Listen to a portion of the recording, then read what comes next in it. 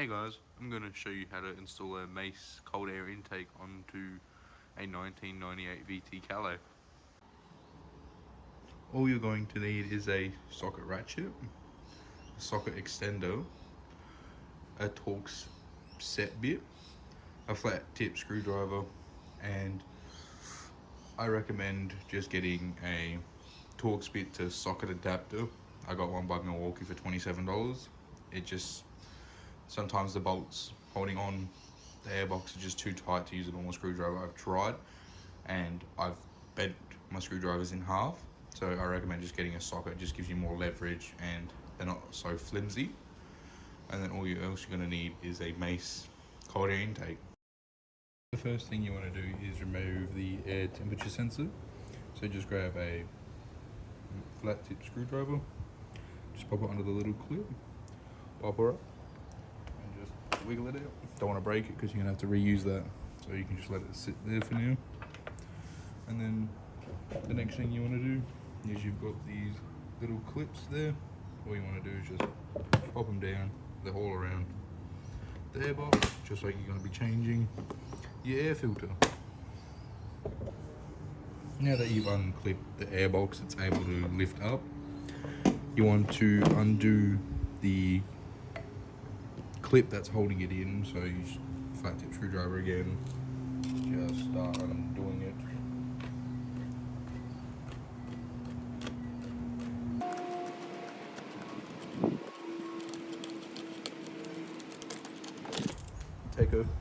Take her fully off.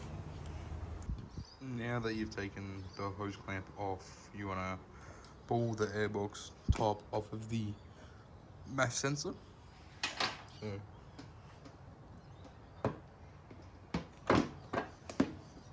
like that. Usually they aren't very tight and you've got to struggle a bit. It's good to use like a screwdriver just to lever in there. But I've taken mine off before because I've had to clean the math before, so I'm just letting you know now that it will probably take a bit of time to get it off for the first time if it hasn't been done in a while, because it just loves to stick on there. Now that you have taken the top of the airbox off, I'm going to take off this intake part of the old airbox. So you just want to undo these two screws right here. You also just want to hold onto the side and then start undoing it, because they do like to just spin around.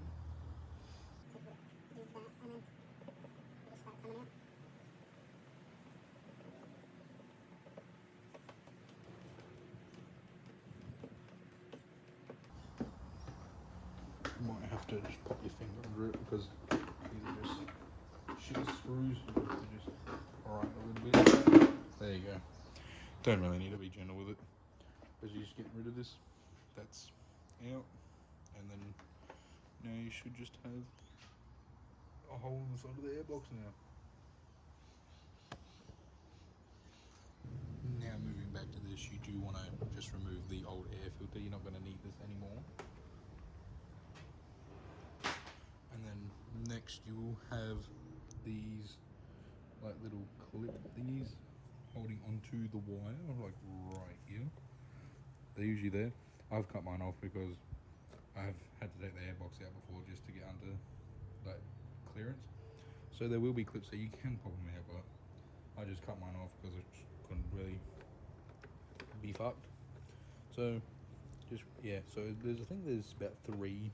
One here, and then there should be one just over there, right there, and then there might be one at the back, I believe just under where the mass airflow sensor is, right there. So now we are going to remove these screws. I believe there is a third one below, but just to start off, we're going to need the ratchet, and then I've got my Milwaukee from socket to 1/4 hex bit, I believe it is, and then that just goes onto that like that. Then I've got my King Chrome Torx bit set that ranges from the tamper proof ones, because you got the holes in them, yeah, all different ones. It was like $30. It was really good. And then you just pull the holder out, and that will slot into here, just like so. Now it's locked in, and you just grab the, I believe it's, yeah, T30, and just to test it, just put it in the hole. It fits, it's perfect. Pull it out, chuck her into your socket.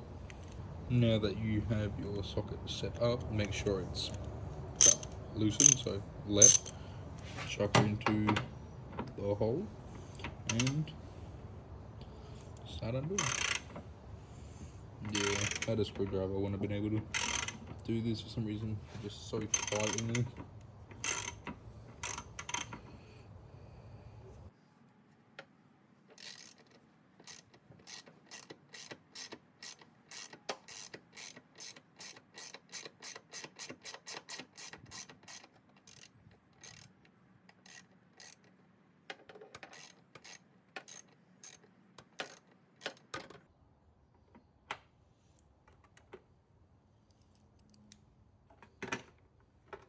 First screw out.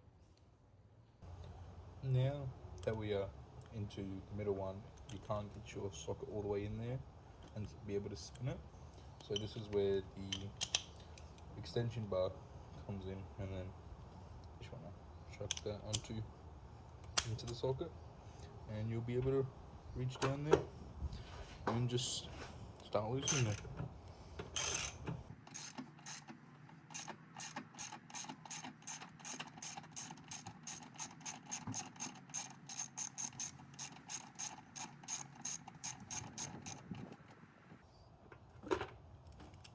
And she should be able to. And then there's gonna be it's like clipped into the bottom, so you just gotta move the cabling out of the way and just pull it, and she comes out just like that. Now that we've got the box out, it's time to remove the air temperature sensor. So grab a small flat tip screwdriver, just put it into here, just bend her up very carefully.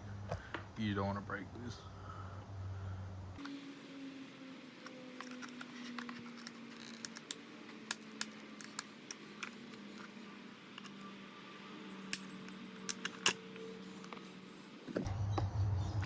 Now that you have bent them up, I did cut it because I did want to be very careful with it, and it took me a couple of minutes, but it's better to do it safely than to, you know, mess it up and then you're gonna have to get a new sensor.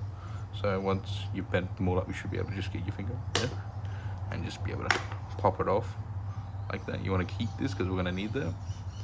And then your air sensor, you should be able to just slowly wiggle her out, and she should come out like that. Now just grab the cold air intake shroud, I believe you just call this, and then you want to put the air temperature sensor into here.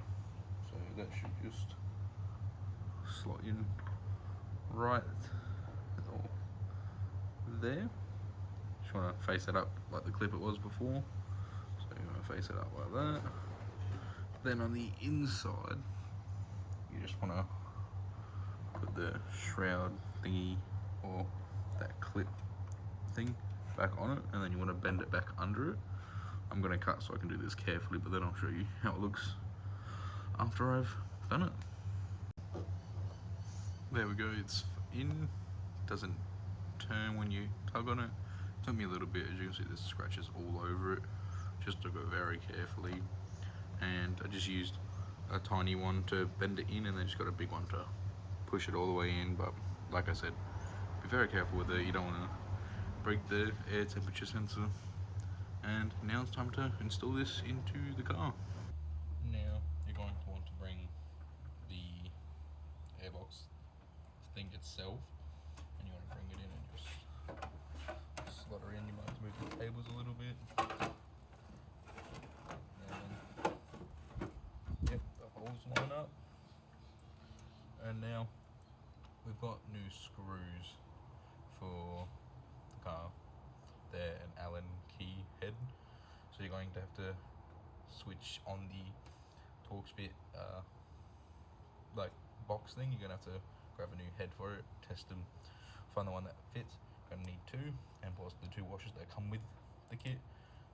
You've got the holes lined up. You just wanna grab your screw, and you're gonna wanna put it in and just hand thread it.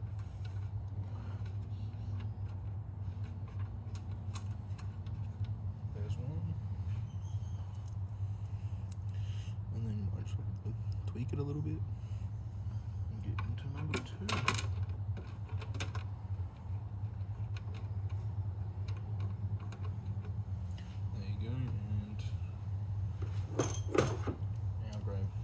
Extended bar again with the new head on it this time, Allen key, whatever, I don't know what this one's called, and then just make sure you're doing lap this time, put them in there, start tightening them up.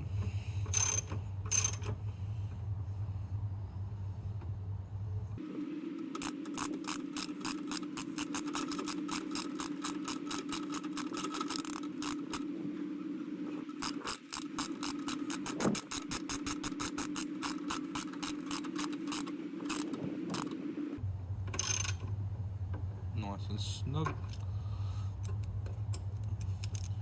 And now the other side.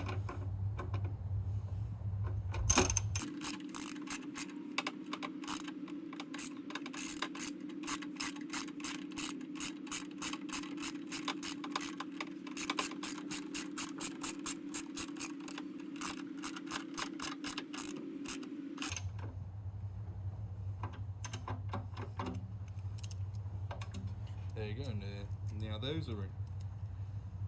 Now we're going to install the bracket. So it's going to install this way, and for this side you're going to need to grab a bolt, slot it through there, but then also a nut, as this has no thread on it, so I'm gonna have to just slide it through and then do the nut up.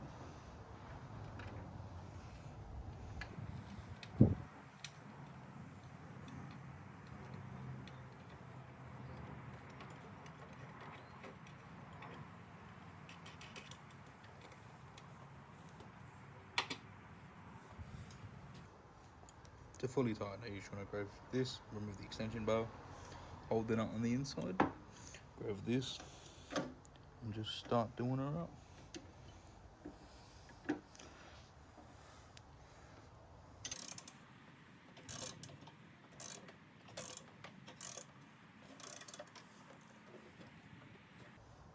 And then now, just gotta put this one in. You don't want to do this one fully up yet, just put her in there loosely.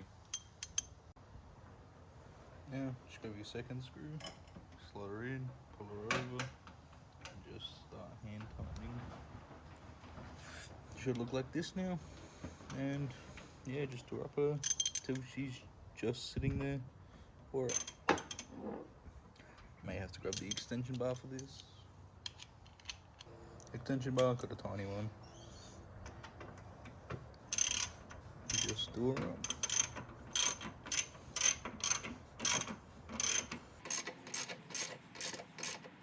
You can also use a impact gun if you have one lying around. I do, but just thought I'd show you how you can do it with just hand tools. And yeah, but you just don't want to over tighten them with the gun, because you don't want to stretch the bolts and then causing them to snap, or could even just easily round them off.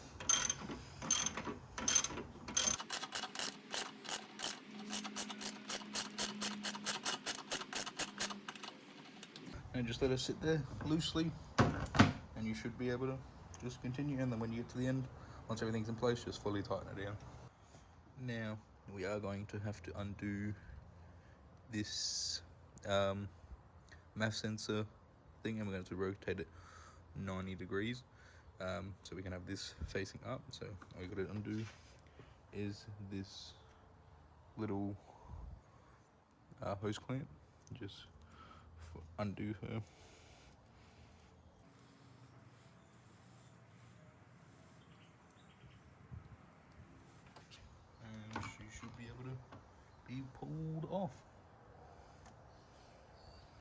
If not, you might have to just grab screwdriver. Oh, just be careful.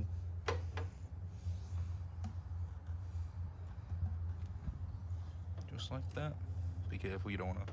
You also got this, so it's easy if you just also grab the screwdriver and pop the clip off.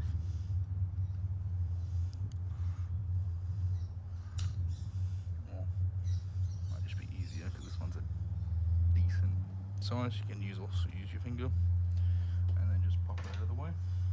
Now that we've pulled it out, we've got to rotate it 90 degrees like this and put it back in. But since we have this notch, and that notch only lines up to there, you have to cut a second notch that I just did off camera because it was too hard to record that. You can get a Stanley knife, some scissors, and then just slowly just like make precision cuts and then just cut it out, and then that should just be able to fit in there once you put it back in, and then you will have to tighten the hose clamp again.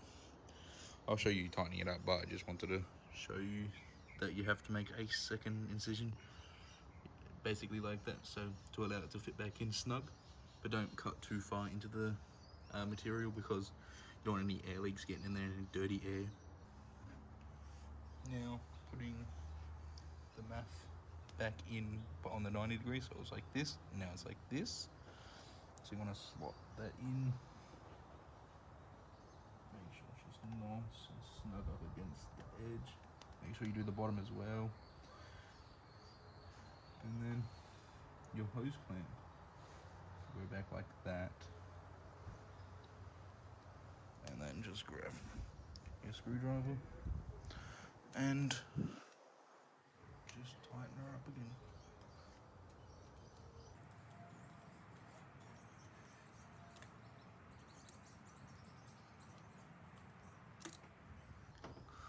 Like so. Now what you want to do is remove this old rubber thing from the front of it. You should just easily pull off. If not, just give it a little bit of elbow grease. Then you want to grab the old hose clamp that came off of that one and thread it around the new piece that they give you in the kit. And you want to slide this over the old mass sensor. It might take a little bit, but yeah, so might just have to cut because this may take just a tiny bit to try and thread on, because brand new piece doesn't want to stretch as far. So I might just cut and then come back to that. You'll be able to do that. Just try and slide her on. Now that you have that tightened up, I also forgot to mention you will have to cut a slot in there, like the brand new thing, for it to allow it to slot on like that as well, as we have to do on that side. Just do it again onto the new thing and then tighten her up, and then you'll be able to start getting ready for this to connect. Now you're going to want to grab the the new hose clamp from the kit, and I'll go on this end, and then you also want to grab the metal cylinder that comes with it, slide it through here, and then into the end of that hose clamp, like so. It's now in like over it, and you want to just slot that over and then tighten her up. Now that you have this secured onto this, it can slide in and out. And now you want to get your pod filter and just try and wiggle her on.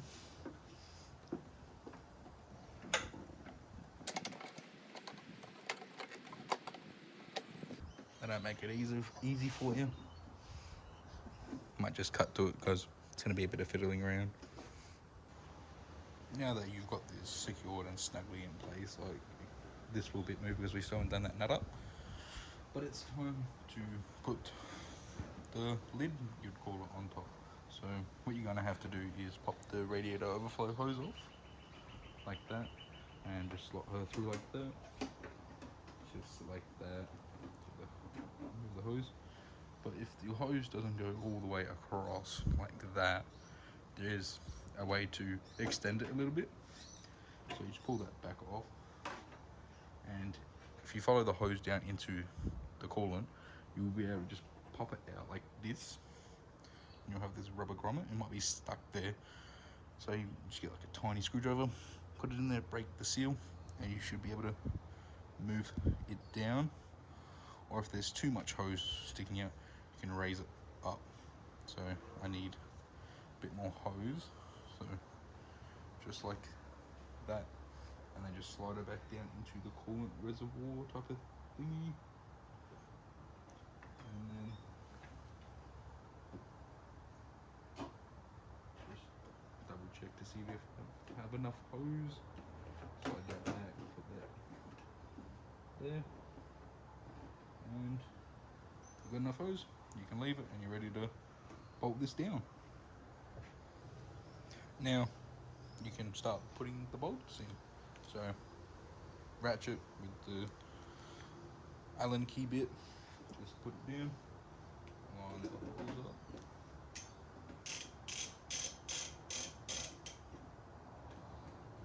Probably better off just doing his hand tight first.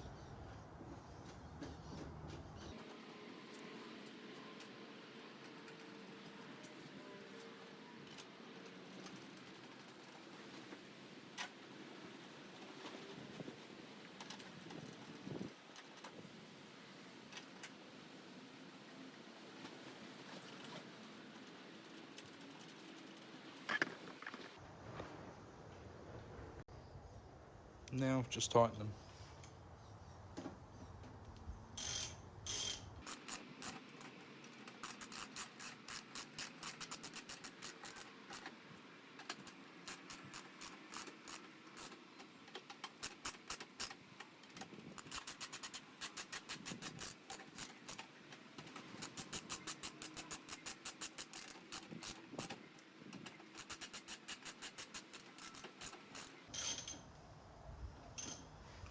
And now that's all set. Now to just tighten the back bolt, don't forget that. So hold it, see if there's any room to hold it somewhere, and then just tighten it up.